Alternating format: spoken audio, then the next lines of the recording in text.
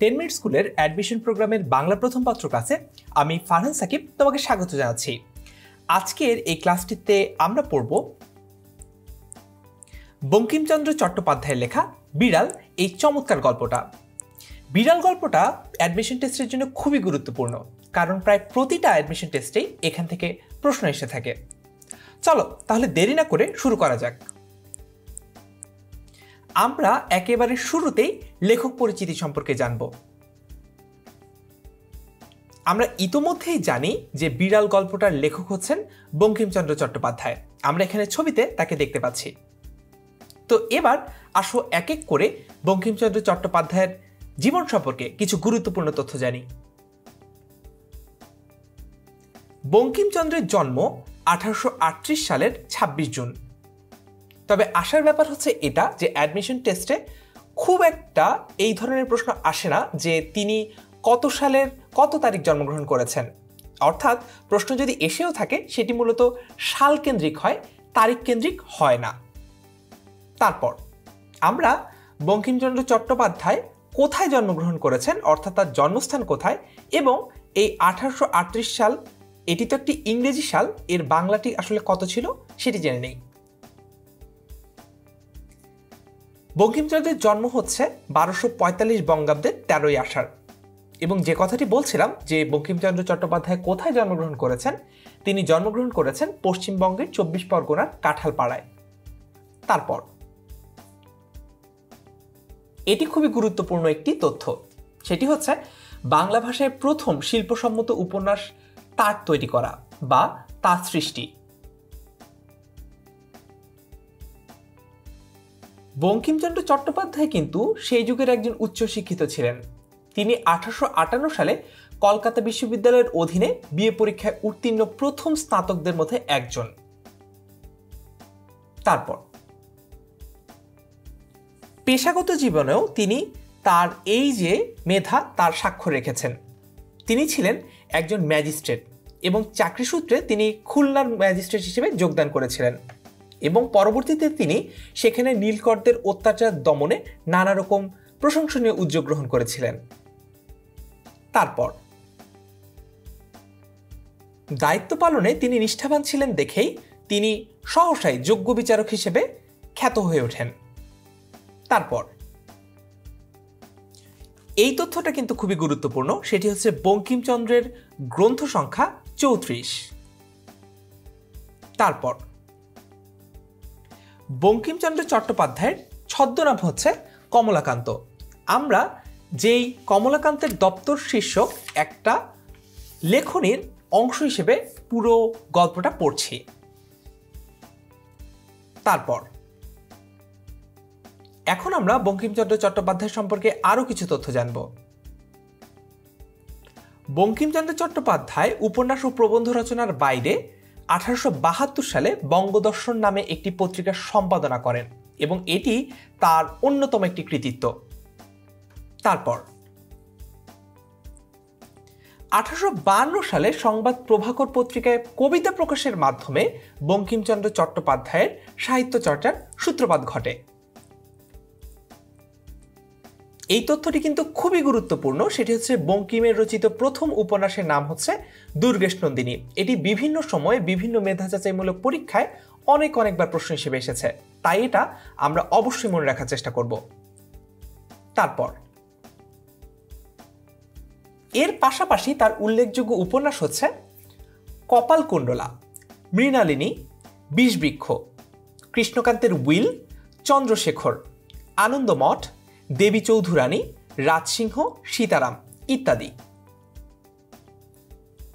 এবং তিনি ইংরেজিতেও একটি উপন্যাস লিখেছেন, সেটির নাম হচ্ছে রাজমোহনস ওয়াইফ। বঙ্কিমচন্দ্র ধর্ম, দর্শন, সাহিত্য, ভাষা ও সমাজ বিষয়ক অনেক প্রবন্ধ রচনা করেছেন। তার মধ্যে রয়েছে লোক রহস্য, বিজ্ঞান রহস্য, কমলাকান্তের দপ্তর। তো আমরা আজকে কিন্তু কমলাকান্তের দপ্তরেরই একটি অংশ নিয়ে আলোচনা করব। বঙ্কিমচন্দ্রের উপাধি, এটিও তোমাদের জন্য খুবই গুরুত্বপূর্ণ একটি তথ্য, সেটি হচ্ছে সাহিত্য সম্রাট। অর্থাৎ বঙ্কিমচন্দ্র চট্টোপাধ্যায়কে সাহিত্য সম্রাট এই উপাধিতে ভূষিত করা হয় বা বিভিন্ন সময় তাকে সাহিত্য সম্রাট হিসেবে অভিহিত করা হয়। সবশেষে বঙ্কিমচন্দ্র চট্টোপাধ্যায় 1894 সালের 8 এপ্রিল কলকাতায় মৃত্যুবরণ করেন। এক্ষেত্রেও তোমাদের জন্য তারিখের চেয়ে গুরুত্বপূর্ণ হচ্ছে সালটা। আশা করি সালটা আমরা মনে রাখতে পারব। তারপর এখন আমরা এই বিড়াল গল্পটার পাঠ পরিচিতি সম্পর্কে জানব, অর্থাৎ লেখক এখানে যা কিছু বলেছেন সেগুলোকে আমরা আরেকটু সংক্ষিপ্ত আকারে ব্যাখ্যা বিশ্লেষণ করে বোঝার চেষ্টা করব। বঙ্কিমচন্দ্র চট্টোপাধ্যায়ের রসাত্মক ও ব্যঙ্গধর্মী রচনার সংকলন হচ্ছে কমলাকান্তের দপ্তর। আমরা অনেকেই এই ব্যাপারটা আসলে বুঝতে পারি না যে ব্যঙ্গধর্মী রচনা জিনিসটা আসলে কি। আমরা অনেকেই কিন্তু ফেসবুকে কিংবা সোশ্যাল মিডিয়ায় অনেক সময় সার্কাস্টিক বিভিন্ন জিনিসপত্র লিখে থাকি কিংবা অনেক সময় অনেক কিছু শেয়ার করে অনেক মজা পাই, যেগুলো হচ্ছে সার্কাস্টিক। সেই সার্কাজমের বাংলাই হচ্ছে আসলে ব্যঙ্গ। কিন্তু দুঃখজনক ব্যাপার হচ্ছে আমরা এই বাংলা ভাষাভাষী হয়েও সেটার বাংলাটা সবসময় ধরতে পারি না বা বুঝতে পারি না। তো যেটা জানা দরকার সেটা হচ্ছে বঙ্কিমচন্দ্র চট্টোপাধ্যায়ের রসাত্মক ও ব্যঙ্গধর্মী রচনার সংকলন হচ্ছে এই কমলাকান্তের দপ্তর। অর্থাৎ প্রশ্ন যদি আসে কমলাকান্তের দপ্তর কি ধরনের সংকলন, তাহলে অপশনে যদি আমরা রসাত্মক ও ব্যঙ্গধর্মী রচনার সংকলন পাই তাহলে সেটাই সঠিক উত্তর হবে। তারপর এই কমলাকান্তের দপ্তর 3 অংশে বিভক্ত। 3 অংশে বিভক্ত এই গ্রন্থটিতে যে কটি প্রবন্ধ রয়েছে তার মধ্যে বিশেষভাবে উল্লেখযোগ্য রচনা হচ্ছে বিড়াল, যেটি নিয়ে আমাদের আজকের আলোচনা। একদিন কমলাকান্ত নেশায় বুঁদ হয়ে বা নেশায় একেবারে নিজের হিতাহিত জ্ঞান হারিয়ে কিংবা কি ভাবছেন, কেন ভাবছেন, কি নিয়ে ভাবছেন কোনো কিছুই যখন তার মাথায় ধরছে না, এমন একটা পরিস্থিতিতে তিনি ওয়াটারলু যুদ্ধ নিয়ে ভাবছিলেন। যে ওয়াটারলু যুদ্ধে নেপোলিয়ন পরাজিত হয়েছিলেন ওয়েলিংটনের কাছে। এই কারণেই এই যুদ্ধটি কিন্তু বেশ গুরুত্বপূর্ণ একটি যুদ্ধ। এমন সময় একটা বিড়াল এসে কমলাকান্তের জন্য রাখা দুধটুকু খেয়ে ফেলে। ঘটনাটা বোঝার পর তিনি লাঠি নিয়ে বিড়ালটিকে মারতে উদ্যত হন বা উদ্যোগ গ্রহণ করেন কিংবা চেষ্টা করেন। তখন কমলাকান্ত আর বিড়ালটার মধ্যে একটা কাল্পনিক কথোপকথন চলতে থাকে এবং এই কাল্পনিক কথোপকথনের মাধ্যমেই এই বিড়াল নামক গল্পটি এগিয়ে যায় এবং সবশেষে আমরা দেখতে পারি যে আসলে এই কথোপকথনের মাধ্যমেই একটি শ্লেষাত্মক ও রসাত্মক কথোপকথনের মাধ্যমে আস্তে আস্তে করে এই গল্পটা এগিয়ে যায় এবং একটা পরিণতির দিকে এটি এগোয়। তারপর বিড়ালের প্রথম অংশ নিখাদ হাস্যরসাত্মক, অর্থাৎ পড়লেই হাসি আসে এমন, আর পরের অংশ গূঢ়ার্থে সন্নিহিত, অর্থাৎ পরের অংশ একটা সুপ্ত অর্থ আছে, একটা সাটেল মিনিং আছে পরের অংশটার। সেটা আমরা যখন আলোচনা করব তখন আস্তে আস্তে বুঝতে পারবো। বিড়ালের কণ্ঠে পৃথিবীর সকল বঞ্চিত, নিষ্পেষিত দলিতের ক্ষোভ, প্রতিবাদ, মর্মবেদনা যুক্তিগ্রাহ্য সাম্যতাত্ত্বিক সৌকর্যে উচ্চারিত হতে থাকে। বেশ কঠিন একটা বাক্য। তাহলে এটার অর্থ তো আলাদা করে জেনে নেওয়াটা খুবই গুরুত্বপূর্ণ। বিড়ালের কণ্ঠে পৃথিবীর সকল বঞ্চিত, নিষ্পেষিত দলিতের ক্ষোভ, প্রতিবাদ, মর্মবেদনা যুক্তিগ্রাহ্য সাম্যতাত্ত্বিক সৌকর্যে উচ্চারিত হতে থাকে। তার মানে এখানে যত কথা সমাজের কাঠামোর বিরুদ্ধে বলা হয়েছে, অর্থাৎ একটা পুঁজিবাদী সমাজ যেখানে আসলে সমতা থাকে না, যেখানে দেখা যায় যে ধনী দরিদ্রের অনেক বৈষম্য থাকে, সেই ধরনের একটি সমাজ ব্যবস্থার সদস্য হয়েও বঙ্কিমচন্দ্র চট্টোপাধ্যায় চিন্তা করেছেন এই সমাজ কাঠামোর বিরোধিতা কিভাবে করা যায়। কিন্তু একজন সরকারি কর্মকর্তা হিসেবে তার হয়তোবা সেই মুহূর্তে এই সুযোগটি হয়নি যে সরাসরিভাবে তিনি এই ব্যাপারটি তুলে ধরবেন। এই কারণেই তিনি বিড়ালের জবানিতে সমাজের অসমতাগুলোকে তুলে ধরার চেষ্টা করেছেন, সমাজ কাঠামোর বিরুদ্ধাচরণ করেছেন, বিরোধিতা করেছেন। অর্থাৎ বিড়ালের কণ্ঠে পৃথিবীর সকল বঞ্চিত, নিষ্পেষিত দলিতের ক্ষোভ, প্রতিবাদ, মর্মবেদনা যুক্তিগ্রাহ্য সাম্যতাত্ত্বিক, অর্থাৎ এই ব্যাপারটাকে কিন্তু তিনি যৌক্তিকভাবে তুলে ধরার চেষ্টা করেছেন এবং সমতা কেন জরুরি, সাম্য কেন জরুরি, এই জিনিসটিকে তিনি প্রাধান্য দিয়েছেন, গুরুত্ব দিয়েছেন, আলোকপাত করেছেন। সৌকর্যে উচ্চারিত হতে থাকে। সৌকর্য শব্দটার মানে হচ্ছে সহজে উচ্চারিত হতে থাকে। তার মানে তিনি যেমন যৌক্তিকভাবে ব্যাপারগুলো তুলে ধরেছেন, কারোরই বুঝতে কোনো অসুবিধা হওয়ার কথা না, কিংবা কারোরই বোঝাটা খুব একটা কঠিন হবে না যে পৃথিবীতে কিংবা সমাজে সমতা কেন দরকার। এ কারণে এখানে সুকর্য শব্দটি ব্যবহার হয়েছে, অর্থাৎ সহজভাবে তিনি তুলে ধরেছেন পুরো ব্যাপারটা একটা বিড়ালের জবানিতে বা একটা বিড়ালের কণ্ঠে। আশা করি পাঠ পরিচিতির এতটুকু অংশ আমাদের কাছে পরিষ্কার। তারপর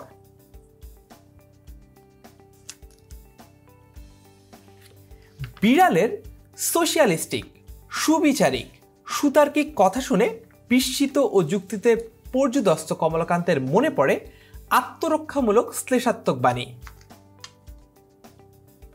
বিজ্ঞ লোকের মত এই যে যখন বিচারে পরাস্ত হইবে তখন গম্ভীরভাবে উপদেশ প্রদান করিবে। তার মানে এই ব্যাপারটা কিন্তু আমাদের সমাজেও আমরা অনেক সময় দেখে থাকি।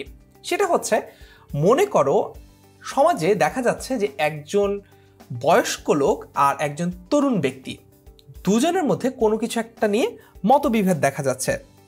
এই মতবিভেদে যদি এমনও হয় যে তরুণ ব্যক্তিটি হয়তোবা বেশি যৌক্তিক কথা বলছেন, অর্থাৎ তার কথাটি আসলে গ্রহণ করা উচিত, এমন সময়ে এই ব্যাপারটি যদি আসলে সেই বয়স্ক বা বৃদ্ধ কিংবা প্রবীণ লোকটি বুঝতে পারেন, তারপর অনেক সময় দেখা যায় যে তিনি সেটি মেনে নিতে চান না। অর্থাৎ এটা বলেন না যে হ্যাঁ তোমার কথাই ঠিক, অর্থাৎ তোমার কথাটাই বেশি যৌক্তিক, এই কারণে তোমার কথাটা আমি মেনে নিচ্ছি, বরঞ্চ তাকে আরও বেশি বেশি করে উপদেশ প্রদান করার একটা প্রবণতা, একটা চেষ্টা আমাদের মধ্যে দেখা যায়, যাতে করে এই যে যুক্তিতে তিনি পরাজিত হয়েছেন এই ব্যাপারটাকে ঢেকে ফেলা যায়, অর্থাৎ এই ব্যাপারটাকে আড়াল করা যায়। তো এই কথাটাই কিন্তু বলা হচ্ছে এই অংশে, যে যখন বিড়ালের সোশিয়ালিস্টিক অর্থাৎ সমতাভিত্তিক সমাজ গড়া কেন প্রয়োজন, সেটি গড়লে ভালো কি হবে, সেটি না গড়লে খারাপ কি হবে, এই ধরনের কথাবার্তা যখন সে যৌক্তিকভাবে তুলে ধরছে এবং তার কথাবার্তায় যখন একটা সুবিচার প্রকাশিত হচ্ছে, তার বিবেক বোধটি যখন জাগ্রত হচ্ছে, তার এ ধরনের সুতার্কিক কথা শুনে বিস্মিত হয়েছে কমলাকান্ত এবং যুক্তিতেও পর্যুদস্ত হয়েছে বা পরাজিত হয়েছে। কিন্তু তখনই রক্ষা কবচ হিসেবে সে মনে করে যে আসলে এই ব্যাপারটা মেনে না নিয়ে বিজ্ঞ লোকের মতো উপদেশ প্রদান করতে হবে, যে হ্যাঁ এটা তো এইভাবে করা উচিত, তুমি নিজে কি করো যে তুমি আমাকে উপদেশ দাও, এই ধরনের কথাবার্তা বলে পুরো ব্যাপারটাকে ভিন্ন খাতে প্রবাহিত করার একটা চেষ্টা করতে হবে। এই ব্যাপারটাই কিন্তু এই জায়গায় আসলে বোঝানো হয়েছে। তারপর সাম্যবাদ বিমুখ ইংরেজ শাসিত ভারতবর্ষের একজন সরকারি কর্মকর্তা হয়েও বঙ্কিমচন্দ্র একটি বিড়ালের মুখ দিয়ে শোষক, শোষিত, ধনী দরিদ্র, সাধুচরের অধিকার বিষয়ক সংগ্রামের কথা কি শ্লেষাত্মক, যুক্তিনিষ্ঠ ও সাবলীল ভাষায় উপস্থাপন করেছেন তা এ প্রবন্ধ পাঠ করে বোঝা যায়। অর্থাৎ এই লেখাটা পড়লে আমরা যা বুঝতে পারি তা হচ্ছে, এই যে লেখক বঙ্কিমচন্দ্র, তার প্রেক্ষাপটটা কি? তার প্রেক্ষাপট হচ্ছেন তিনি একজন সরকারি কর্মকর্তা এবং তিনি এমন একজন সরকারি কর্মকর্তা যিনি ব্রিটিশ ভারতের অধীনস্থ একজন সরকারি কর্মকর্তা। অর্থাৎ তিনি চাইলেও সরাসরি এমন কিছু বলতে পারবেন না যাতে করে কিনা ইংরেজদের কোনো স্বার্থ ক্ষুণ্ণ হয়, যেহেতু তিনি ইংরেজদের অধীনস্থ একজন কর্মকর্তা। এমন সময়ে তিনি এমন সার্কাস্টিক ওয়েতে পুরো ব্যাপারটাকে তুলে ধরার চেষ্টা করেছেন যাতে করে তাকে সরাসরিভাবে দায়বদ্ধ করা যায় না যে কথাটা তিনি বলেছেন, কারণ এই কথাটা তো আসলে বিড়ালের জবানবন্দিতে এসেছে কিংবা বিড়ালের জবানিতে এসেছে, আর তার উপর কথাটা আবার শুনেছে কমলাকান্ত নেশার ঘোরে। এই কারণেই তিনি এইভাবে পুরো গল্পটা উপস্থাপন করেছেন। আশা করি কমলাকান্তের দপ্তর সংক্রান্ত যে প্রেক্ষাপটটা রয়েছে লেখকের লেখনীর, সে ব্যাপারটি আমাদের কাছে পরিষ্কার। তারপর এখন আমরা বিড়াল এই যে লেখাটা রয়েছে তার কিছু গুরুত্বপূর্ণ ব্যাখ্যা জেনে নিব। দেখা যাক। একটু মিটমিট করিয়া ক্ষুদ্র আলো জ্বলিতেছে, অর্থাৎ নিভু নিভু করে একটা ছোট্ট আলো জ্বলছে। দেয়ালের উপর চঞ্চল ছায়া প্রেতবৎ নাচিতেছে। চঞ্চল মানে কি? চঞ্চল মানে হচ্ছে যে ব্যাপারটা স্থির নয়, অর্থাৎ ছায়াটা স্থির না হয়ে নাচানাচি করছে। এখন কথা হচ্ছে যে আলো আসলে নাচানাচি করে কিভাবে? আলো নাচানাচি করতে পারে যদি আমরা কোনো এমন একটা আলোক উৎস নিয়ে কাজ করি যেটা হচ্ছে আগুনের সাহায্যে জ্বলছে, যেমন হ্যারিকেন হতে পারে কিংবা যেমন মোমবাতি হতে পারে, যেটা কিনা বাতাস আসলে দেখা যায় যে বাতাসের কারণে আগুনটা নড়ছে, তখন দেখা যায় ছায়াটাও নড়ছে। তো এই ছায়াটা তখন আর স্থির থাকে না, অস্থির হয়ে পড়ে। সেই ছায়াটাকেই লেখক বলছেন চঞ্চল ছায়া। তারপর লেখক বলছেন এই চঞ্চল ছায়া প্রেতবৎ নাচিতেছে, তার মানে প্রেত কিংবা ভূতের মতো নাচছে।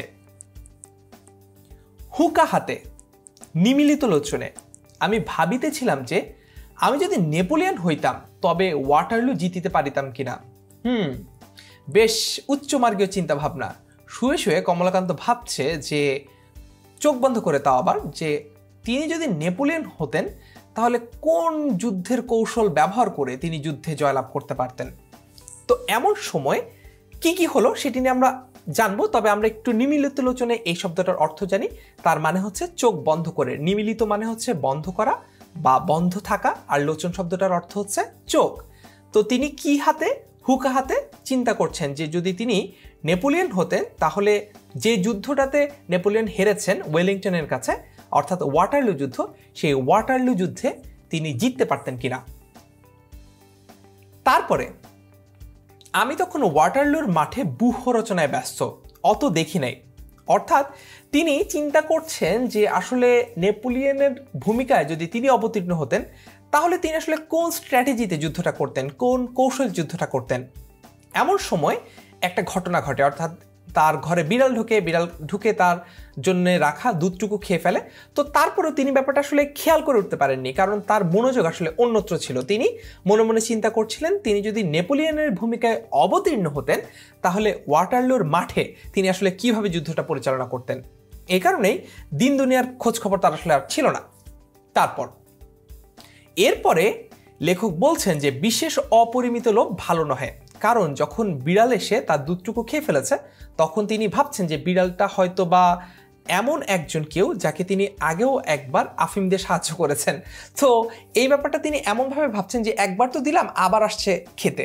তো এই ব্যাপারটাই তিনি বলছেন যে অপরিমিত লোভ ভালো নহে, তার মানে যতটুকু দরকার ততটুকু দিয়েছি, আবারও এসেছে কোনো একটা সাহায্য গ্রহণ করতে। এই ব্যাপারটাকে তিনি অপরিমিত বা অসীমিত বা অনির্দিষ্ট লোভ বলে অভিহিত করছেন এবং বলছেন এই ব্যাপারটা আসলে ভালো না। এরপরে এক্ষণে মার্জার সুন্দরী, এই শব্দটা আশা করি আমাদের সবার কাছে পরিচিত। আরও একবার অর্থটা সবার জন্য বলে দিচ্ছি। মার্জা শব্দটার অর্থ হচ্ছে বিড়াল। তো এই মার্জার সুন্দরী নির্জল দুগ্ধপানে, অর্থাৎ জলবিহীন। নির্জল মানে কি, যেইখানে জল নাই। তো নির্জল দুগ্ধপানে মানে হচ্ছে যেই দুধে জল মেশানো নাই বা পানি মেশানো নাই, সেটা খেয়ে পরিতৃপ্ত হইয়া আপন মনের সুখ এ জগতে প্রকটিত করিবার অভিপ্রায় অতি মধুস্বরে বলিতেছেন ম্যাও। বলিতে পারি না, বুঝি তাহার ভিতরে একটু ব্যঙ্গ ছিল। তার মানে তার প্রতি একটু শ্লেষ ছিল কিনা, যে তোমার দুধটুকু তো আমি খেয়ে ফেলেছি, তুমি তো কিছুই করতে পারলা না, এই ব্যাপারটা কি তার মধ্যে ছিল কিনা, এটা কিন্তু আমরা দেখতে পারছি না। অর্থাৎ লেখক বলতে চাচ্ছেন যে এই ব্যাপারটা তিনি আসলে ভাবছেন যে আসলে বিড়ালটা কিভাবে ভাবছে। অর্থাৎ বিভিন্ন ধরনের চিন্তা ভাবনার একটা সংমিশ্রণ এখানে আমরা দেখতে পাচ্ছি। তারপর দুধ মঙ্গলার দুহি আছে প্রসন্ন, অর্থাৎ দুধটা হচ্ছে একটা গাভীর, আর সেটা দহন করেছে হচ্ছে প্রসন্ন নামক একজন গোয়ালা। অতএব সেই দুধে আমারও যে অধিকার, বিড়ালেরও তাই। অর্থাৎ এখানে তিনি বলতে চাচ্ছেন, লেখক বলতে চাচ্ছেন কমলাকান্তের জবানিতে যে তার জন্য রাখা দুধটুকু খেয়ে ফেলেছে বিড়াল। এখন এ ব্যাপারে তিনি কি রাগ করবেন? আসলে রাগ করার অধিকারটুকু তার আছে কিনা? কারণ তিনি চিন্তা করছেন এইভাবে যে আসলে দুধটুকু তো একটা গাভীর, আর সেটা দহন করেছে একজন গোয়ালা।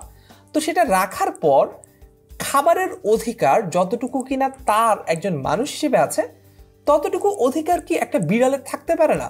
অতএব এই চিন্তা ভাবনার কারণে তিনি আসলে রাগ করবেন কিনা বুঝে উঠতে পারছেন না। তো তারপরে তিনি আবার সিদ্ধান্ত দিলেন যে না, রাগ আসলে করতে পারা যায় না, সুতরাং রাগ করিতে পারি না।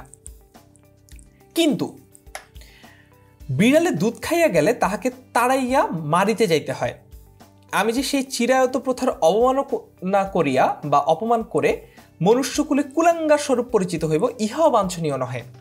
তার মানে তিনি যে ঠিক রাগ করেছেন ব্যাপারটা এরকম নয়। অর্থাৎ তিনি বুঝতে পেরেছেন যে এই দুধটুকু তার অধিকারভুক্ত, এই জিনিসটি তিনি সরাসরি দাবি করতে পারছেন না, কারণ এই দুধটুকুতে তার যেমন মানুষ হিসেবে অধিকার রয়েছে, তেমনই ক্ষুধা পিপাসা থাকা অর্থাৎ ক্ষুধা পিপাসা থাকা বিড়ালেরও তার এই দুধটুকুর উপর ততটুকুই অধিকার সে দাবি করতে পারে চাইলে। এই কারণে তিনি রাগ করতে পারছেন না। কিন্তু তারপরেই তার আবার মনে হলো যে না, মানুষ যে সমাজটি রয়েছে অর্থাৎ মানব সমাজে আমাকে নিয়ে আসলে মানুষজন কি বলবে, যে একটা বিড়াল দুধ খেয়ে গেল, তুমি কোনো প্রতিকার করতে পারলা না, তুমি করলাটা কি? তো এই যে তাকে মানুষজন একটু হীনমন্যতার মধ্যে ফেলে দিবে কিনা, এই চিন্তা ভাবনা থেকে তিনি এই বিড়ালটাকে তাড়াইয়া মারিতে যান, অর্থাৎ তাড়া করেন মারতে যাওয়ার জন্য। তারপর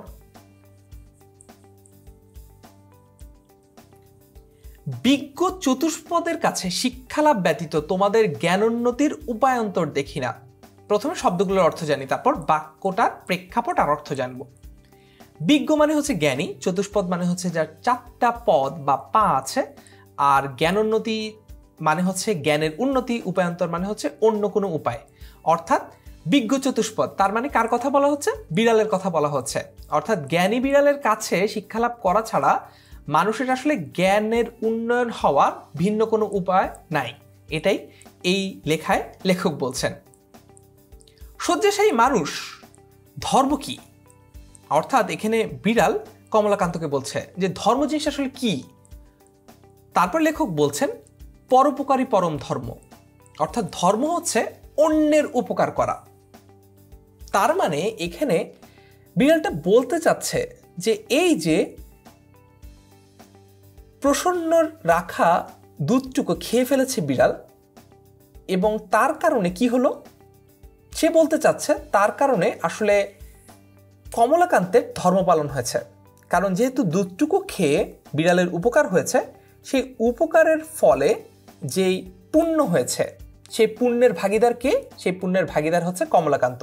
অর্থাৎ কমলাকান্ত সরাসরি কিছু না করেও সে আসলে পুণ্যের ভাগিদার হচ্ছে, এটাই হচ্ছে বিড়ালের অভিমত।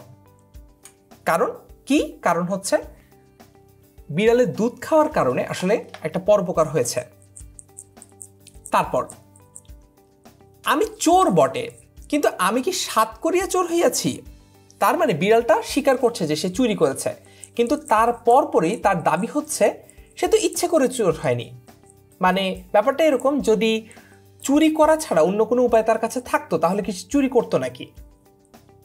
এই যে এখানে বিড়াল বলছে খাইতে পাইলে কে চোর হয়? দেখো, যাহারা বড় বড় সাধু চোরের নামে শিহরিয়া ওঠেন তাহারা অনেকে চোর অপেক্ষা অধার্মিক। তার মানে এখানে একটা কপটতা, একটা ভণ্ড আচরণের কথা তুলে ধরার চেষ্টা করছে এই বিড়ালটা। সে বলছে যে অনেকেই চুরি করে না শুধুমাত্র এই কারণে যে তার আসলে অভাব নাই, কিন্তু তার মানে এই না যে সে অনেক বড় ধার্মিক, অর্থাৎ ধর্ম পালন করার জন্য সে চুরি করছে না। তার মানে হচ্ছে এই যে তার আসলে অভাব নাই। যদি অভাব থাকতো তাহলে সেও হয়তো বা চুরি করত।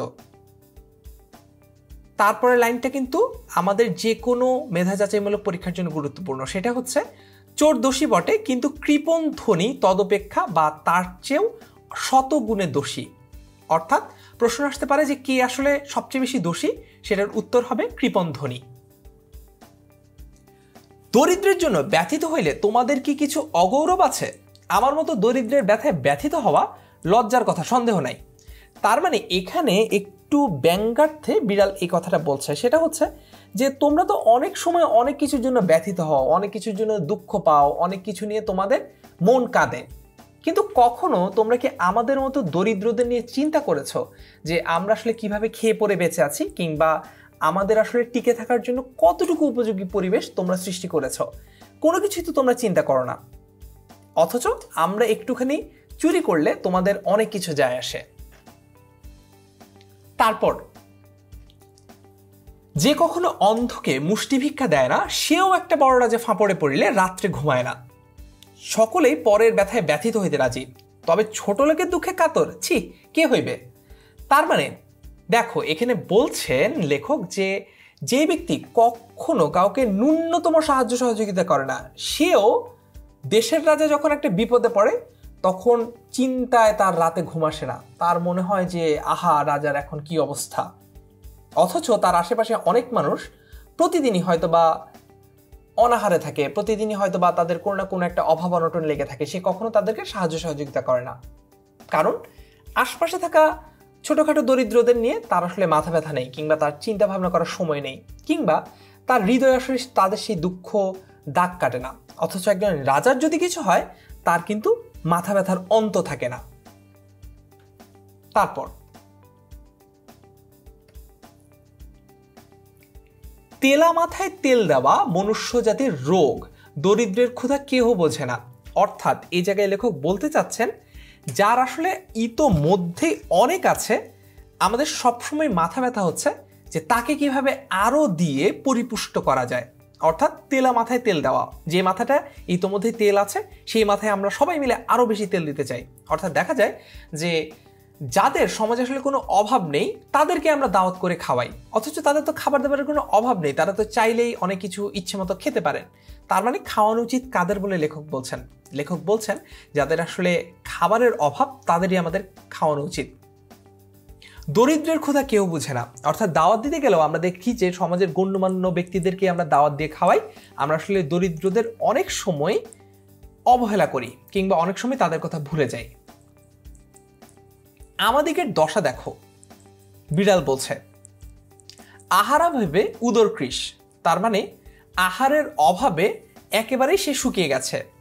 অস্থি বা হাড় কিংবা হাড্ডি পরিদৃশ্যমান বা একেবারে দেখা যাচ্ছে, এতটাই শুকিয়ে গেছে তারা। লাঙুল অর্থাৎ লেজ বিনত বা লেজ নুইয়ে পড়েছে। দাঁত বাহির হইয়াছে, জিহ্বা ঝুলিয়া পড়িয়াছে, অর্থাৎ অবস্থা খুবই খারাপ খেতে না পেয়ে। তুমি কমলাকান্ত দূরদর্শী, দেখো এই ব্যাপারটা একটু লক্ষ্য করো, এটা কিন্তু বেশ মজার একটা অংশ। তুমি কমলাকান্ত দূরদর্শী, কেননা তুমি আফিংখোর। অর্থাৎ এখানে এতটুকু অংশে লেখক বোঝাতে চাচ্ছেন যে তুমি একজন মানুষ হয়েও তুমি যে দূরদর্শী বা তুমি যে যৌক্তিক, তুমি যে একটা কথা ঠিকঠাক মতো বুঝতে পারো, তার কারণ হচ্ছে তুমি আসলে আফিমের নেশা করো। অর্থাৎ একটা স্বাভাবিক সাধারণ কিংবা কোট আনকোট সুস্থ মানুষ হলে তোমার পক্ষে আসলে এইটা বোঝা সম্ভব হতো না।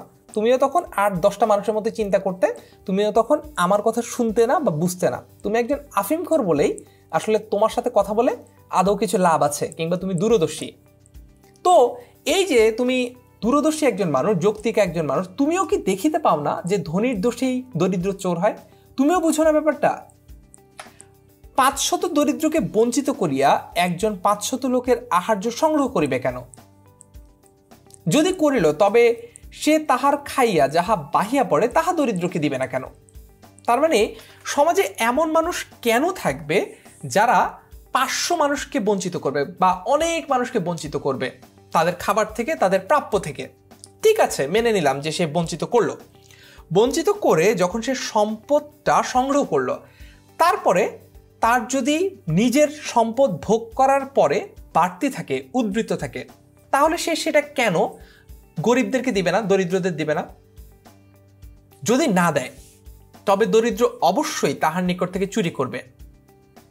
অর্থাৎ দরিদ্র বুঝে হোক না বুঝে হোক তার প্রাপ্যটা আদায় করে নেওয়ার চেষ্টা করবে, অন্তত অনাহারে বা অভাবে পড়ে বাধ্য হলেও। কেননা অনাহারে মরিয়া যাইবার জন্য পৃথিবীতে কেউ আসে নাই। এটাও বেশ গুরুত্বপূর্ণ একটা বাক্য। সেটা হচ্ছে যে কিসের জন্য পৃথিবীতে কেউ আসে নাই? সেটা হচ্ছে অনাহারে মরিয়া যাইবার জন্য, অর্থাৎ না খেয়ে মরে যাওয়ার জন্য পৃথিবীতে আসলে কেউ আসে নাই। এরপরের বাক্যটাও খুব গুরুত্বপূর্ণ, সেটা হচ্ছে সমাজের ধন বৃদ্ধির অর্থ ধনীর ধন বৃদ্ধি। তার মানে কি? তার মানে হচ্ছে আমরা যখন বলি আমাদের দেশ অনেক উন্নত হয়ে যাচ্ছে, পৃথিবীর অমুক দেশটা খুব এগিয়ে যাচ্ছে, যাদের জিডিপি গ্রোথ রেট অনেক হাই, এইসব কথাবার্তা যখন আমরা বলি তার মানেটা আসলে দাঁড়ায় সেই দেশের ধনীরা আরও ধনী হয়ে যাচ্ছে। অর্থাৎ একটা দেশকে আমরা যদি মাথাপিছু আয় দিয়ে মাপতে যাই, দেখা যাবে যে একটা দেশের মাথাপিছু আয় হয়তোবা $2000 প্রতি বছর, কিন্তু ওই দেশের একেবারে দরিদ্র যে মানুষটা রয়েছে তার আয় কি আসলে এই গড় আয়ের কাছাকাছিও? আসলে কিন্তু সেটা না। অর্থাৎ একটা সমাজ যখন বড়লোক হয় বা উন্নত হয় তখন দেখা যায় সেই সমাজে যারা বড়লোক রয়েছে তারা আরও বড়লোক হয়ে গেছে, আর যারা গরিব বা দরিদ্র রয়েছে তারা আরও গরিব বা আরও দরিদ্র হয়ে গেছে। এই ব্যাপারটাই লেখক বোঝাতে যাচ্ছেন যে সমাজের ধন বৃদ্ধির অর্থ ধনীর ধন বৃদ্ধি। ধনীর ধন বৃদ্ধি না হলে দরিদ্রের কি ক্ষতি? তার মানে সমাজের উন্নতি এটার প্যারামিটার বা নির্ণায়ক বা নির্দেশক যদি হয় ধনীর ধন বৃদ্ধি, তাহলে সেই সমাজের উন্নয়ন দিয়ে আসলে গরিব লোক করবে কি? তার তো কোনো উন্নয়ন হচ্ছে না, তার তো কোনো লাভ হচ্ছে না, তার তো কোনো স্বার্থ সংরক্ষণ হচ্ছে না। তাহলে এই ধরনের যে ধন বৃদ্ধি কিংবা এই ধরনের যে সম্পদের উন্নয়ন কিংবা আর্থিক উন্নয়ন, সেটা দিয়ে আদৌ দরিদ্রের কিছু আসে যায় না, এমনটাই লেখক বোঝাতে যাচ্ছেন। আমি যদি না খাইতে পাইলাম তবে সমাজের উন্নতি লইয়া কি করিব? যেটা মাত্রই বললাম যে আমি একজন দরিদ্র মানুষ, আমি একজন গরিব মানুষ, আমার কোনো লাভ হচ্ছে না, আমি দিনের পর দিন মার খাচ্ছি, আমি খেতে পাচ্ছি না, আমার অভাব অনটন আমি পূরণ করতে পারছি না, আমি দিনের পর দিন বৈষম্যের শিকার হচ্ছি, আমি শিক্ষা অধিকারটা আমি পাচ্ছি না। এমন একটা পরিস্থিতিতে আমার সমাজ যদি অনেক এগিয়ে যায়, আমার সমাজের ধনীরা যদি অনেক বড়লোক হয়, অনেক সুযোগ সুবিধা পায়, অনেক ভালো ভালো খাবার খেতে পারে, যা ইচ্ছা তাই ভোগ করতে পারে, তাতে আমার লাভ কি? আমি তো অনাহারে মরতে বসেছি, তাই না? এই ব্যাপারটাই লেখক বলেছেন। তারপর এরপরে লেখক বলতে চাচ্ছেন যে বিচারক চোরকে সাজা দিবেন তিনি আগে নিজে 3 দিবস উপবাস করবেন বা নিজে আগে 3 দিন না খেয়ে থাকবেন, তাহাতে যদি তাহার চুরি করিয়া খাইতে ইচ্ছা না করে তবে তিনি স্বচ্ছন্দে চোরকে ফাঁসি দিবেন। অর্থাৎ এইখানে লেখক কিন্তু চুরিকে জাস্টিফাই করার চেষ্টা করছেন না, লেখক দেখানোর চেষ্টা করছেন একজন চোর নিতান্তই বাধ্য হয়ে আসলে চুরি করে নিজের জীবনকে বাঁচিয়ে রাখার জন্য। কেন সে চুরি করছে? কারণ আমাদের সমাজ কাঠামোটা এরকম যে আমাদের সমাজ কাঠামোটা একজন মানুষকে প্রতিনিয়ত বৈষম্যের শিকার করে যদি সে কিনা দরিদ্র হয় বা গরিব হয়। তো এরকম একটা মানুষ যখন অনাহারে পড়ে চুরি করে খাবার খাওয়ার জন্য, বেঁচে থাকার জন্য, তখন তাকে শাস্তি দেওয়া, একজন চোর হিসেবে তাকে পর্যুদস্ত করা কতটুকু সমীচীন কিংবা কতটুকু ঠিক, এমন প্রশ্ন ছুড়ে দিচ্ছেন লেখক আমাদের কাছে। তিনি বলছেন যে শাস্তি দেওয়া যেতে পারে, কিন্তু তার আগে চোরকে যে বিচারক শাস্তি দিচ্ছে বা সাজা দিচ্ছে তাকেও 3 দিবস উপবাস করতে হবে, অর্থাৎ তাকেও 3 দিন না খেয়ে থাকতে হবে। 3 দিন না খেয়ে থাকলে আসলে কি হবে?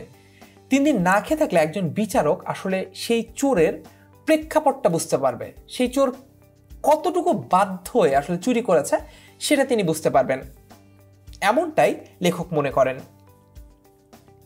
তারপরে বিজ্ঞ লোকের মতেই যে যখন বিচারে পরাস্ত হইবে তখন গম্ভীরভাবে উপদেশ প্রদান করিবে। অর্থাৎ কমলাকান্ত সবকিছুই বুঝতে পেরেছেন, কমলাকান্ত বুঝতে পেরেছেন যে আসলে মোটামুটি বিড়াল যা কিছু বলছে তার সবই সঠিক। আমাদের সমাজে একটা অসমতা ভিত্তিক সমাজ, আমাদের সমাজে অনেক বৈষম্য আছে, আমাদের সমাজে ধনী দরিদ্রের অনেক পার্থক্য রয়েছে, সবকিছুই তিনি বুঝতে পেরেছেন।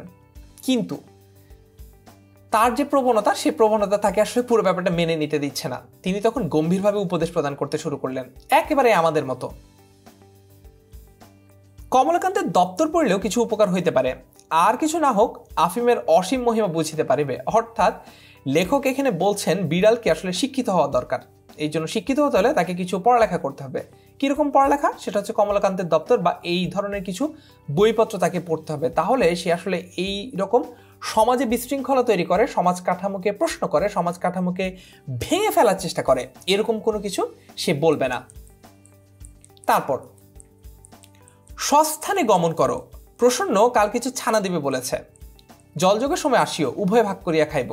অর্থাৎ এখানে খুব সূক্ষ্মভাবে একটা জিনিস আমরা দেখতে পাচ্ছি, সেটা কিন্তু যে কমলাকান্ত প্রথমে সমতাভিত্তিক সমাজ নিয়ে যখন বিড়াল প্রশ্ন তুলেছিল তখন খুব একটা ব্যাপারটা মেনে নেয় নাই, কিন্তু আস্তে আস্তে যদি তোমরা দেখো প্রসন্ন কাল কিছু ছানা দিবে বলিয়াছে, জলযোগের সময় আসিও, উভয়ে ভাগ করিয়া খাইব।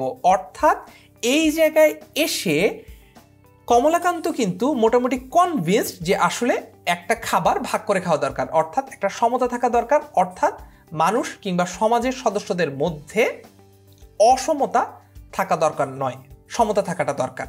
এই কারণেই তিনি ভাগ করে খাওয়ার কথা বলেছেন। আর বলেছেন চুরি টুরি না করে ক্ষুধায় যদি নিতান্তই অধীর হও তবে পুনর্বার বা আবার আসিও, 1 সরিষা ভোর আফিং দেব, অর্থাৎ সামান্য কিছু পরিমাণ আফিম দেব, সেটা খেয়েই তোমার আসলে সকল ক্ষুধা পিপাসা সবকিছু চলে যাবে, তুমি একেবারে আধ্যাত্মিক সাধনার লেভেলে চলে যাবে। আচ্ছা, তো তারপরে একেবারে শেষ পর্যায়ে এসে বলছে লেখক যে একটি পতিত আত্মাকে অন্ধকার হইতে আলোকে আনিয়াছি ভাবিয়া কমলাকান্তের বড় আনন্দ হইল। অর্থাৎ শেষমেশ আমরা একজন মানুষ হিসেবে নিজেদের যে শ্রেষ্ঠত্ব সেটা জাহির করার জন্য একটা বিড়ালের কথাটা কিন্তু মেনে নেই। আমরা সেই পতিত আত্মাকে পড়ালেখা করার উপদেশ দিয়েছি, বলেছি যে আসলে সমাজে শৃঙ্খলা বহির্ভূত কোনো কাজ করা যাবে না, সমাজের কাঠামোকে প্রশ্ন করা যাবে না, এই ধরনের বিভিন্ন রকমের কথাবার্তা তাকে বুঝিয়ে লেখক বলতে যাচ্ছেন যে কমলাকান্ত একটা পতিত আত্মাকে অর্থাৎ বিড়ালকে অন্ধকার থেকে আলোর পথে এনেছে, এবং এটা ভেবে কমলাকান্তের মনে অনেক আনন্দ হলো। এরপর আমরা বইয়ের কিছু শব্দার্থ জেনে নেব, যেই শব্দার্থগুলো অনেক পরীক্ষায় অনেক সময় এসে থাকে এবং শব্দার্থগুলো খুবই গুরুত্বপূর্ণ। দেখা যাক শব্দার্থগুলো কি কি। চারপাই এই শব্দটার অর্থ হচ্ছে টুল বা চৌকি। প্রেতবৎ শব্দটার অর্থ হচ্ছে প্রেতের মতো বা ভূতের মতো। নেপোলিয়ন, তিনি একজন ফরাসি সম্রাট ছিলেন এবং তার সময়কাল ছিল 1769 থেকে 1821। খুব একটা গুরুত্বপূর্ণ তথ্য এটা না, এটা মনে না রাখলেও হবে। প্রায় সমগ্র ইউরোপে নিজের আধিপত্য প্রতিষ্ঠায় তিনি সক্ষম হয়েছিলেন, এটা গুরুত্বপূর্ণ একটা ব্যাপার। তো 1815 সালে ওয়াটারলু যুদ্ধে ওয়েলিংটন ডিউকের কাছে তিনি পরাজিত হন এবং পরবর্তীতে সেন্ট হেলেনা দ্বীপে নির্বাসিত হন এবং সেখানেই শেষে তিনি মৃত্যুবরণ করেন। তো এখানে গুরুত্বপূর্ণ তথ্য হচ্ছে তিনি যে যুদ্ধতে পরাজিত হন সেই যুদ্ধের নাম হচ্ছে ওয়াটারলু যুদ্ধ। তিনি পরাজিত হন ওয়েলিংটনের কাছে এবং নির্বাসিত হন সেন্ট হেলেনা দ্বীপে। তারপর ওয়েলিংটন একজন বীর যোদ্ধা যিনি ডিউক অফ ওয়েলিংটন নামে পরিচিত এবং তার সময়কাল ছিল 1769 থেকে 1854। তার কাছে ওয়াটারলু যুদ্ধে নেপোলিয়ন পরাজিত হন, যেটি আমরা মাত্রই জানলাম। আর ডিউক ব্যাপারটি কি? এটা হচ্ছে ইউরোপীয় সমাজের বনেদি বা অভিজাত ব্যক্তিদের একটা উপাধি বা একটা ডেজিগনেশন। তারপর আরো কিছু শব্দার্থ দেখি। মার্জার শব্দটার অর্থ হচ্ছে বিড়াল, যেটা আমরা গল্প পড়তে পড়তে জেনেছি। আর ব্যূহ রচনা, তার মানে হচ্ছে প্রতিরোধ বেষ্টনী তৈরি করা, যুদ্ধের জন্য সৈন্য সাজানো। অর্থাৎ এখানে বলা হচ্ছিল যখন কমলাকান্ত শুয়ে শুয়ে ভাবছিল যে তিনি যদি নেপোলিয়নের ভূমিকায় অবতীর্ণ হতেন তিনি কিভাবে যুদ্ধটি জয় করতেন, কোন ওয়ার স্ট্র্যাটেজি তিনি ফলো করতেন, এই ব্যাপারটা চিন্তা করতে করতে তিনি আসলে ব্যূহ রচনার কথা ভাবছিলেন। তারপর হচ্ছে প্রকটিত বা তীব্রভাবে প্রকাশিত। এরপর যষ্টি শব্দটার অর্থ হচ্ছে লাঠি। দিব্যকর্ণ শব্দের অর্থ হচ্ছে ঐশ্বরিকভাবে শোনা বা শ্রবণ করা। তারপর ঠ্যাঙ্গা লাঠি, এর অর্থ হচ্ছে প্রহার করার লাঠি। শিরোমণি, এর অর্থ হচ্ছে সমাজপতি বা সমাজের প্রধান ব্যক্তি। ন্যায়ালঙ্কার, এটা কিন্তু একটা গুরুত্বপূর্ণ শব্দার্থ, তোমাদেরকে এটা মনে রাখতে হবে। এর অর্থ হচ্ছে ন্যায়শাস্ত্রে পণ্ডিত। ভার্জা, এর অর্থ হচ্ছে স্ত্রী বা বউ। শতরঞ্জ খেলা, এর অর্থ হচ্ছে নিচে কিংবা মাটিতে বিছিয়ে খেলা হয় এরকম একটা খেলা, বা পাশা খেলা বা দাবা খেলা। তারপর আরো কিছু শব্দার্থ দেখি। লাঙুল গুরুত্বপূর্ণ একটা শব্দার্থ, এর অর্থ হচ্ছে লেজ বা পুচ্ছ। সোশিয়ালিস্টিক, এটা একটা রাজনৈতিক চেতনা কিংবা রাজনৈতিক মতবাদ যার অর্থ হচ্ছে সমাজের সবাই সমান, ধনী দরিদ্রের বৈষম্যটা এখানে কমিয়ে আনার কথা বলা হয়। এখানে বলা হয় সমাজের যতটুকু উৎপাদন হয় কিংবা সমাজের যতটুকু আমদানি করা হয় বাইরে থেকে সবকিছুই সমাজের সবাই সমানভাবে পাবে, এইরকম একটা চিন্তা ভাবনা। এর বাংলা হচ্ছে সমাজতন্ত্র। নৈয়ায়িক, এটাও গুরুত্বপূর্ণ একটা শব্দার্থ, এর অর্থ হচ্ছে ন্যায়শাস্ত্রে পণ্ডিত ব্যক্তি। কম্বিনকালে অর্থ হচ্ছে কোনো সময়ে। মার্জারি মহাশয়া অর্থ হচ্ছে একটা স্ত্রী বেড়াল। জলযোগ, হালকা খাবার বা টিফিন। পতিত আত্মা, বিপদগ্রস্ত বা দুর্দশাগ্রস্ত আত্মা, এখানে বিড়ালকে বোঝানো হয়েছে। এটাও একটা গুরুত্বপূর্ণ ব্যাপার যে পতিত আত্মা বলতে আসলে কাকে বোঝানো হয়েছে। পতিত আত্মা বলতে এই গল্পে বিড়ালকে বোঝানো হয়েছে। সরিষা ভোর, আফিমের প্রসঙ্গে এই সরিষা ভোর কথাটা উল্লেখ করা হয়েছে। এটা মূলত এখানে একটা বিশেষণ হিসেবে ব্যবহৃত হয়েছে, তা একটা উপমা এবং এর অর্থ হচ্ছে একেবারেই ক্ষুদ্র। অর্থাৎ কমলাকান্ত বিড়ালকে বলছে আফিম দেবে, তবে খুব একটা পরিমাণে বেশি না, একদম সামান্য পরিমাণে। তখন তিনি সরিষা ভোরের কথা বলছেন। তারপর এখন আমরা কিছু গুরুত্বপূর্ণ বানান ও উচ্চারণ দেখে নিব। আমরা এখানে দেখতে পাচ্ছি শিরোমণি বানানটা, এটা একটু মনোযোগ দিয়ে দেখি যাতে পরীক্ষায় আসলে এটা ভুল না হয়। তারপর ন্যায়ালঙ্কার, আমরা এই ক্লাসটা দেখতে দেখতে কিন্তু লিখে লিখে প্র্যাকটিস করতে পারি বা চর্চা করতে পারি যাতে আমাদের ভুল না হয়। তারপর শতরঞ্চ, এরপরের গুরুত্বপূর্ণ বানান হচ্ছে লাঙুল। সোশিয়ালিস্টিক, দিব্যকর্ণ, প্রেতবৎ, যষ্টি, মার্জারি। তারপরে আমরা কিছু গুরুত্বপূর্ণ উচ্চারণ সম্পর্কে জানব। জিহ্বা এর উচ্চারণ হচ্ছে জ রস্যিকার রস্য ব আকার। দূরদর্শী, প্রসন্ন, তদপেক্ষা, ব্যথিত, অভিপ্রায়। আশা করি গুরুত্বপূর্ণ বানান ও গুরুত্বপূর্ণ উচ্চারণগুলো আমরা বুঝতে পেরেছি এবং এখান থেকে যদি কোনো প্রশ্ন আসে আমরা এটা খুবই সহজে সঠিকভাবে উত্তর করতে পারবো। তারপর এখন আমরা কিছু ব্যাকরণ অংশ দেখব যেটা এই লেখাটার সাথে সংশ্লিষ্ট। নিঃশেষ এর সন্ধি বিচ্ছেদ হচ্ছে নিঃ যোগ শেষ। পাঠার্থ এর সন্ধি বিচ্ছেদ হচ্ছে পাঠ যোগ অর্থ। মহাশয় সন্ধি বিচ্ছেদ হচ্ছে মহা যোগ আশয়। উন্নতি উৎ যোগ নতি। ব্যতীত বি যোগ অতীত, এটা গুরুত্বপূর্ণ একটা সন্ধি, এটা আমরা মনে রাখবো। ব্যস্ত বি যোগ অস্ত, এটাও গুরুত্বপূর্ণ একটা সন্ধি, এটাও আমাদের মনে রাখতে হবে। সঞ্চয় সন্ধি বিচ্ছেদ হচ্ছে সম যোগ চয়। শিরোমণি এর সন্ধি বিচ্ছেদ হচ্ছে শির যোগ মণি। তারপর এখন আমরা এই গল্পের সাথে সংশ্লিষ্ট সমাস সম্পর্কে জানব। দেখে নেওয়া যাক এই গল্পের কোন কোন শব্দ, কোন কোন সমাস যেগুলো আমাদের জানা গুরুত্বপূর্ণ। প্রথমে দেখতে পাচ্ছি শয়ন গৃহ। এর ব্যাস বাক্য হচ্ছে শয়নের নিমিত্ত গৃহ এবং এটি হচ্ছে চতুর্থী তৎপুরুষ সমাস। প্রশ্ন আসতে পারে আসলে চতুর্থী তৎপুরুষ সমাসটা কি? পূর্বপদের চতুর্থী বিভক্তি অর্থাৎ কে অথবা জন্য অথবা নিমিত্ত এগুলো লোপ যখন হয় অর্থাৎ এগুলো যখন বাদ পড়ে যায় তার ফলে যে সমাসটা হয় সেটাকেই বলা হয় চতুর্থী তৎপুরুষ সমাস। যেমন গুরুভক্তি বা ছাত্রাবাস এরকম। তারপর হচ্ছে সহোদর, এর ব্যাস বাক্য হচ্ছে সমান যে উদর। বলাই বাহুল্য এই সমাসটা হচ্ছে বহুব্রীহি সমাস। কারণটা কি? কারণটা হচ্ছে এখানে অর্থ যেটা বোঝাচ্ছে অর্থাৎ সমান যে উদর অর্থাৎ যাদের পেট সমান, কিন্তু সহোদরের অর্থ কিন্তু সেটা না। সহোদর মানে হচ্ছে একই মায়ের গর্ভ থেকে যাদের জন্ম হয়েছে তাদেরকে বলা হচ্ছে সহোদর। অর্থাৎ এখানে আমরা যে ব্যাপারটা বুঝতে পারছি যে এখানে একেবারে মূল অর্থ অর্থাৎ যে অর্থটা আসলে উচ্চারিত অর্থ আর যে অর্থটা বোঝানো হয় দুটোর মধ্যে পার্থক্য রয়েছে। তো বহুব্রীহি সমাস আসলে কোনটা? যেই সমাসে সমসমান পদগুলোর কোনোটিরই অর্থ বোঝানো হয় না বরঞ্চ অন্য পদকে বোঝানো হয় সেই সমাসগুলোকে বলা হয় হচ্ছে বহুব্রীহি সমাস। যেমন মহাত্মা কিংবা আশিবিশ এরকম। আচ্ছা, তারপর উপায়ন্তর, এর ব্যাস বাক্য হচ্ছে অন্য উপায় এবং এটা কোন সমাস? এটা হচ্ছে নিত্য সমাস। নিত্য সমাস আবার কোনটা? যে সমাসের সমসমান পদগুলো নিত্য সমাসবদ্ধ থাকে অর্থাৎ সবসময় সমাসবদ্ধ থাকে সেগুলো হচ্ছে নিত্য সমাস। যেমন হচ্ছে দর্শন মাত্র বা গৃহান্তর এগুলো। তারপর কাপুরুষ, এর ব্যাস বাক্য হচ্ছে কু যে পুরুষ এবং এর সমাস হচ্ছে প্রাদি সমাস। প্রাদি সমাস কোনগুলো? প্র, প্রতি, অনু, কু ইত্যাদি অব্যয়ের সাথে যদি কৃত প্রত্যয় সাধিত বিশেষ্যের সমাস হয় যেমন কিনা প্রবচন বা অনুতাপ তখন সেটাকে বলা হয় প্রাদি সমাস। আশা করি আমরা এই অংশটা বুঝতে পেরেছি। এরপর আমরা কিছু গুরুত্বপূর্ণ তথ্য জানবো এই গল্পটা সংশ্লিষ্ট।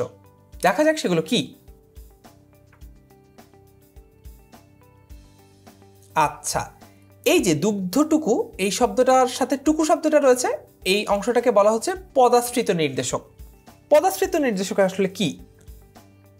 কয়েকটা অব্যয় বা প্রত্যয় যখন কোনো পদের আশ্রয়ে অথবা পরে যোগ হয় এবং যোগ হয়ে সেই পদকে নির্দিষ্টতা দান করে তখন তাকে বলা হচ্ছে পদাশ্রিত নির্দেশক। অর্থাৎ টুকু দিয়ে নির্দিষ্ট করে বলা হচ্ছে যে কতটুকু দুধ বা কোন দুধটুকু, এই আর কি। তারপর ধর্ম শব্দটির প্রকৃতি প্রত্যয় হচ্ছে, এটাকে অনেকে অনেক কিছু বলে, আমি মনে রাখার সুবিধার্থে রুট বলি। রুট ধৃ যোগ ম এবং প্রত্যয়টার নাম হচ্ছে কৃত প্রত্যয়। দণ্ড শব্দের সমার্থক হচ্ছে সাজা, জরিমানা বা গচ্চা। তারপর ছি, এটা একটা অব্যয়জাতীয় শব্দ। আর প্রসন্ন যেটা কিনা একজনের নাম সেটা কিন্তু একটা এমন শব্দ যার বিপরীত শব্দ রয়েছে এবং প্রসন্নের বিপরীত শব্দ হচ্ছে বিষণ্ণ। তারপরে এখন আমরা খুবই গুরুত্বপূর্ণ জায়গায় এসেছি, সেটা হচ্ছে আমরা বিগত বছরের যে প্রশ্নগুলো রয়েছে সেগুলো সমাধান করব। প্রথম প্রশ্ন, নৈয়ায়িক কাকে বলা হয়? অপশন এ নীতিবানকে, অপশন বি পণ্ডিতকে, অপশন সি যিনি ন্যায়শাস্ত্র জানেন, অপশন ডি তার্কিককে। এই প্রশ্নটা ঢাকা বিশ্ববিদ্যালয়ের ক বিভাগে 2019-20 সালে এসেছে। দেখা যাক প্রশ্নটার উত্তর কি। এই প্রশ্নের উত্তর হচ্ছে অপশন সি, অর্থাৎ যিনি ন্যায়শাস্ত্র জানেন। তারপর এখন আমরা ঢাকা বিশ্ববিদ্যালয়ের ক বিভাগে 19-20 সালে আসা আরেকটা প্রশ্ন সম্পর্কে দেখব, সেটা হচ্ছে তোমার কথাগুলি ভারী সোশিয়ালিস্টিক। এই উক্তিটি কার উদ্দেশ্যে উচ্চারিত হয়েছে? Option A Kamalakanta, B Bankimchandra, C মার্জার, ডি প্রসন্ন। দেখা যাক সঠিক উত্তর কোনটা। সঠিক উত্তর হচ্ছে অপশন সি মার্জার, অর্থাৎ বিড়াল সম্পর্কে এই সোশিয়ালিস্টিক এই কথাটা বলা হয়েছে। তারপর প্রসন্ন চরিত্রটি কোন রচনায় রয়েছে? এই প্রশ্নটা এসেছে 2019-20 সালে ঢাকা বিশ্ববিদ্যালয়ের গ বিভাগে। অপশন এ মাসি পিসি, option B Aparichita, option C আহ্বান, অপশন ডি বিড়াল। বলাই বাহুল্য প্রসন্ন চরিত্রটি রয়েছে বিড়াল বা অপশন ডিতে। তারপর কেহ মরে বিল ছেঁচে কেহ খায় কই, মার্জার কিভাবে কথাটা বলেছিল? অপশন এ ঝিমোতে ঝিমোতে, অপশন বি খেতে খেতে, অপশন সি মনে মনে হেসে, অপশন ডি চার পা উপরে তোলে। কোনটা মনে হয়? একটু চিন্তা করো। 1, 2, 3 নাকি 4? আচ্ছা, আমরা সঠিক উত্তরটা দেখে নিই। সঠিক উত্তরটা হচ্ছে অপশন সি, অর্থাৎ মনে মনে হেসে। এই প্রশ্নটা ঢাকা বিশ্ববিদ্যালয়ের খ বিভাগে 2018-19 সালে এসেছে, আর ঘ বিভাগে 2016-17 সালে এসেছে। অর্থাৎ আমরা দেখতে পাচ্ছি যে এই ধরনের প্রশ্নগুলো কিন্তু রিপিট হয়, অর্থাৎ বিগত বছরের প্রশ্নগুলো সলভ করা এই কারণেই গুরুত্বপূর্ণ। তারপর সরিষা ভোর শব্দটি কোন রচনায় পাওয়া যায়? অপশন এ মাসি পিসি, option B Aparichita, option C আহ্বান এবং অপশন ডি বিড়াল। প্রশ্নটা এসেছে ঢাকা বিশ্ববিদ্যালয়ের ক বিভাগে 2016-17 সালে এবং বলাই বাহুল্য এই প্রশ্নের উত্তর হবে অপশন ডি বিড়াল।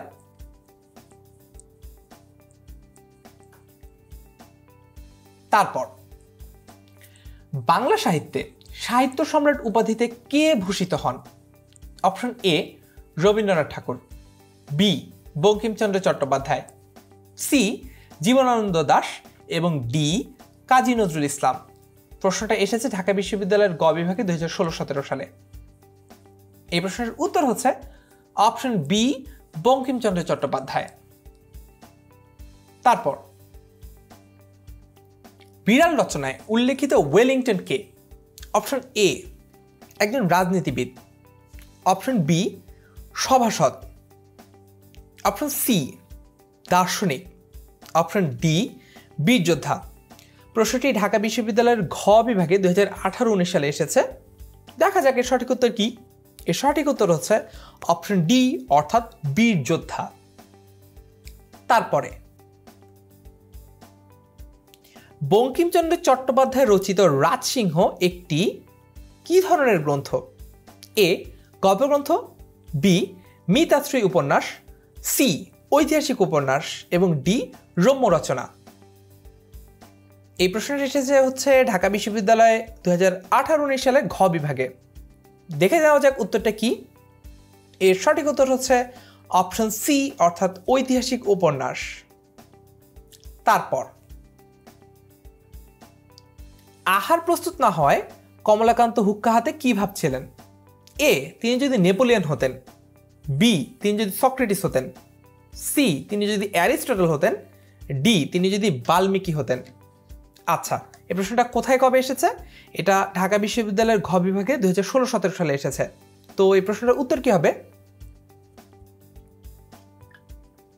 এর সঠিক উত্তর হচ্ছে অপশন এ তিনি যদি নেপোলিয়ন হতেন। তারপর বিড়াল প্রবন্ধ অনুসারে কোন কথাটা অসামঞ্জস্যপূর্ণ, অর্থাৎ কোন কথাটা সামঞ্জস্যপূর্ণ না বা সাদৃশ্যপূর্ণ না বা মিলছে না। আমরা এই ধরনের ট্রিকি প্রশ্ন সব সময় একটু বুঝে সময় নিয়ে মাথা ঠান্ডা করে উত্তর দেওয়ার চেষ্টা করব, কারণ আমরা অনেকেই মনে করতে পারি যে বিড়াল প্রবন্ধ অনুসারে কোন কথাটা সামঞ্জস্যপূর্ণ এবং এটা দিয়ে উত্তরটা করে দিতে পারি। এটা হবে না। আমরা অসামঞ্জস্যপূর্ণ শব্দটার অর্থ হচ্ছে না, অর্থাৎ ভালো মতো বুঝতে হবে উত্তর করার আগে যে উত্তরে চাওয়া হচ্ছে কোন কথাটা সামঞ্জস্যপূর্ণ না। আচ্ছা, অপশন এ, খেতে পেলে কেউ চোর হয় না। আচ্ছা, তাহলে আমরা চিন্তা করি এটা কিভাবে উত্তর করব।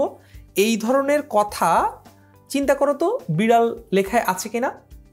আচ্ছা, অপশন বি, ধনীরাই সবচেয়ে বড় চোর, এই ধরনের কথা কি আছে? এটা একটু চিন্তা করো এবং টুকে রাখো। অপশন সি, অনেকের চুরি করার প্রয়োজন হয় না, এই ধরনের কথা কি বলেছে বিড়াল লেখায়? আচ্ছা, তারপর অপশন ডি, ধনীগণ চোর অপেক্ষা অধার্মিক। এখন তাহলে আমাদেরকে চিন্তা করে বের করতে হবে যে কোন কথাটা বিড়াল প্রবন্ধটার সাথে অসামঞ্জস্যপূর্ণ। এই প্রশ্নটা এসেছে ঢাকা বিশ্ববিদ্যালয়ের ক বিভাগে 2017-18 সালে। আচ্ছা, এটার সঠিক উত্তর হচ্ছে অপশন সি, অনেকের চুরি করার প্রয়োজন হয় না। ঠিক আছে, তারপরের প্রশ্নে আমরা যাই। এখন আমরা কিছু সম্ভাব্য প্রশ্ন নিয়ে জানবো, যে প্রশ্নগুলো এখনো কোনো পরীক্ষায় আসেনি, তবে আশা করা যায় কোনো না কোনো পরীক্ষায় আসবে, অর্থাৎ গুরুত্বপূর্ণ প্রশ্নগুলো কি কি। কমলাকান্ত নেশার ঘোরে নিজেকে কি ভাবে? আসলেই তো কি ভাবে, দেখি এটার উত্তর কি হয়। কমলাকান্ত নিজেকে নেশার ঘোরে নেপোলিয়ন ভাবে। আচ্ছা, জেনে নিলাম, জেনে বেশ ভালো লাগলো। তারপর কমলাকান্ত যে কিসের নেশা করতেন? খুবই গুরুত্বপূর্ণ একটি প্রশ্ন। আচ্ছা, দেখা যাক কমলাকান্ত কিসের নেশা করতেন। আমার এটা সবাই জানি আমরা, কমলাকান্ত আফিমের নেশা করতেন। হ্যাঁ, এরপরের প্রশ্নটা একটু কঠিন, সেটা হচ্ছে বঙ্কিমচন্দ্রের সম্পাদিত পত্রিকার নাম কি? অনেকেই হয়তো বা পারবো না, আবার অনেকেই পারবো। সেটা হচ্ছে বঙ্গদর্শন। তারপর প্রশ্নটার উত্তর আশা করি আমার ক্লাস এতক্ষণ যারা যারা করেছ তারা সবাই পারবে। সেটা হচ্ছে বিড়াল গল্পে কোন যুদ্ধের কথা বলা হয়েছে? অনেকবার যুদ্ধটার কথা আমি বলেছি, সেটা হচ্ছে ওয়াটারলু যুদ্ধ।